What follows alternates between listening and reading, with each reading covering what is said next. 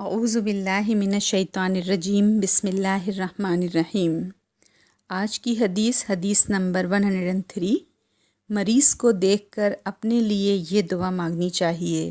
عن ابی ہریرہ رضی اللہ عنہ قال قال رسول اللہ صلی اللہ علیہ وسلم من رأى مبتلا فقال الحمد للہ الذی عافانی مما ابتلاک بہ وفضلنی علی کثیر ممن خلق تفضیلا لم یصبہ ذلک البلاء رواہ الترمذی۔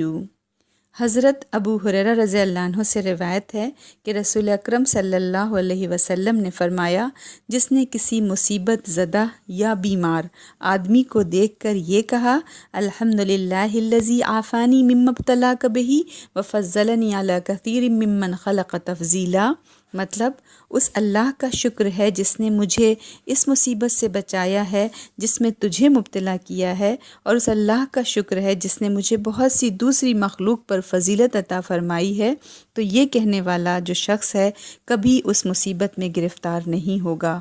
اسے ترمذی نے روایت کیا ہے اور یہ حدیث صحیح ہے۔